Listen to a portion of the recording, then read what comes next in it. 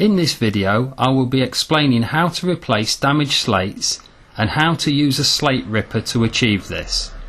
Not only will I be showing you how to do this professionally, but this example is on a paying customer's roof, not in a studio environment, as always in my videos. Let's have a look at some of the tools used in this video. The slate cutters. A standard hammer is fine, some tin snips, and the very important slate ripper, which we'll look at now in a little bit more detail. This is a slate ripper, sometimes known as a slasher, and I'm sure it has many other names in different locations. They come in different designs, but this is my favourite because it has an upright return near the handle which allows for easy hammering without slipping off and hammering your knuckles. Now let's take a closer look at the business end of this tool. This part does all the chopping and pulling of the slate nails, so let's see how it works in more detail. This edge is used for upwards chopping of a nail. I try to keep this relatively sharp just to make life a little bit easier. Here I've superimposed a nail into position to show you how this would work. Either a sharp upwards thrust or hammering against the base of the slate rip will bend, cut or push the nail out of the batten. Now we'll look at nail pulling, which is the most useful movement and is used over 90% of the time when working. After feeling your way onto the nail that you want to remove, hammer the slate rip handle downwards. This will either pull out or cut off the nail. With a hard nail, you may have to hit the slate rip handle multiple times. Right, now we're ready to get started. I know roughly where the leak is because I've been inside the property into the loft to look for signs of water ingress. There's nothing super obvious from the outside, so my tactic will be to start just above the leak and work downwards until I hit something suspicious. Here I've slipped the slate rip under the first slate that I want to remove, and with the magic of Photoshop we can now see through the slate to the two nails that I want to remove.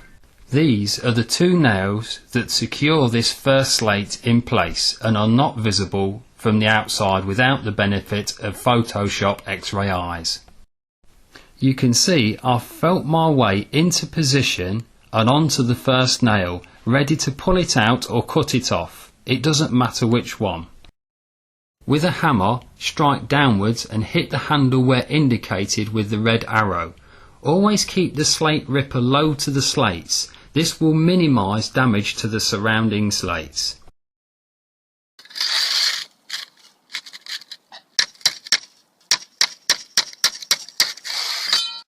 That's the first nail done. Now repeat the exact same process for the other nail. Once again, keeping a slight pressure downwards on the handle and hitting it with the hammer.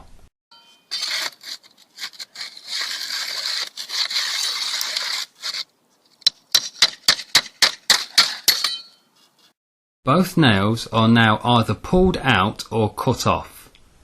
Press the palm of your hand and sandwich the slate between your hand and the slate rip and pull it downwards. A slight wriggling motion may or may not be required.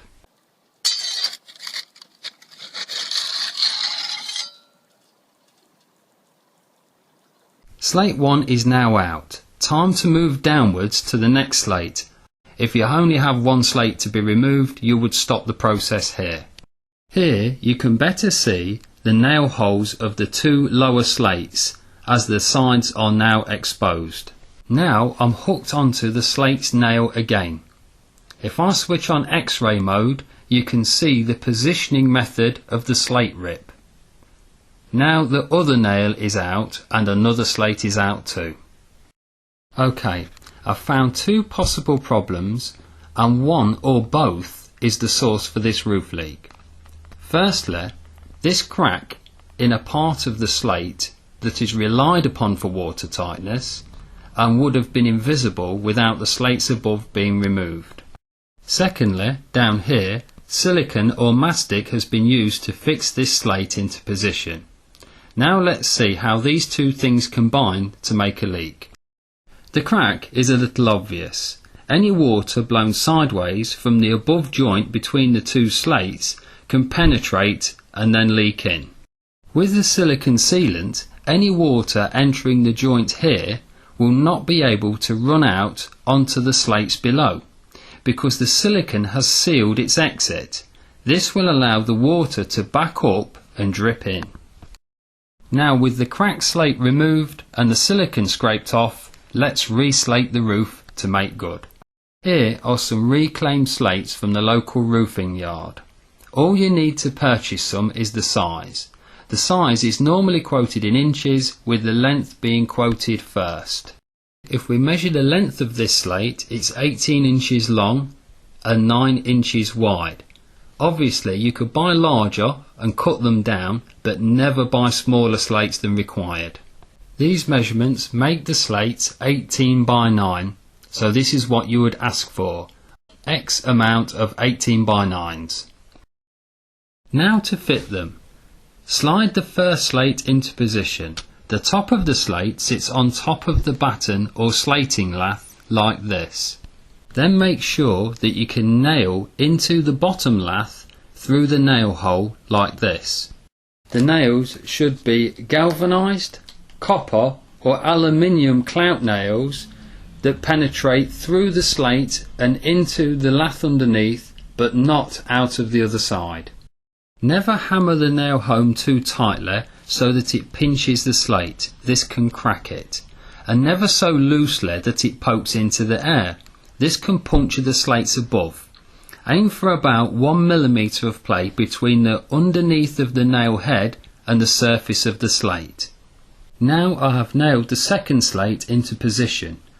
I had to trim the sides slightly with the slate cutters to ensure a perfect fit. Obviously, you can't nail the sides of the slate obscured by the other slates above. Don't worry, one nail is fine in nearly all cases as the slates lean against each other, thus stopping slate swivel. Here, with these arrows, I've highlighted the direction that the slates want to move in due to the fact they both only have one nail in each. However, they can't move because the two opposing edges stop themselves. Okay, so what if you wanted to put another nail in, or the nail holes in the slate are damaged or too large? This is a tip I can show you. Here you can see an enlarged nail hole. So rather than re-hole it the traditional way with a slating hammer and possibly risk breaking or damaging the slate, I'm using a titanium coated HSS drill bit and a cordless drill. Although a normal HSS drill bit will probably do, but tends to wear out a lot quicker. This will put a super accurate hole not only through the slate in seconds, but also through the wooden lath underneath should it be bouncy or brittle. This will save possible damage to the slates and the timber laths underneath. Here, in the same slate, I've also drilled the top edge of the slate and the timber. A nail pushed through here will stop any possible slate swivel, and this is very useful tactic for gable end slates or valley slates.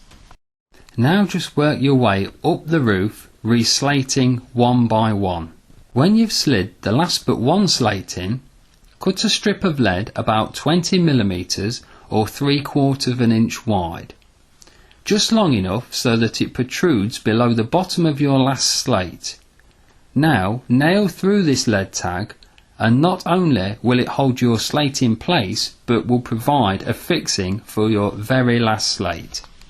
Carefully slip in your last slate, making sure that the top edge is seated on top of the lath that you can no longer see, and that the bottom edge is level with the surrounding slates. A few gentle taps of the hammer may be required to achieve this. If you have difficulty getting the last slate onto the top lath, the slate rip can be placed onto it first, and the slate is then slid up the slate ripper and into position. Finally, fold back the lead tag against the surface of the slate and snip neatly with some tin snips.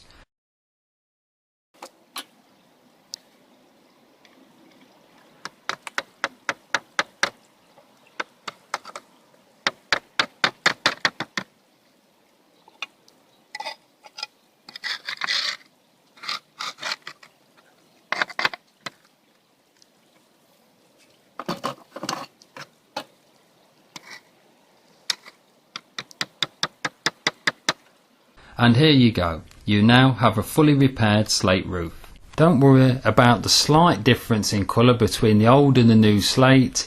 After 2 or 3 months it'll look virtually the same. The lead tag or lead tingle method of fixing slates is common and trusted practice in most parts of the UK, but if you live somewhere that suffers from extreme weather, very high winds or thick snow and ice, you may want to consider one of the following fixing methods instead. A homemade copper wire fixing, made by bending thick gauge copper wire around a nail. A professionally made stainless steel spring fixing like the Hull hook, or a stainless steel or copper slate hook, again normally professionally made and shop bought. Well, once again that brings another project to an end. I hope this video has helped in some way, and thanks for watching.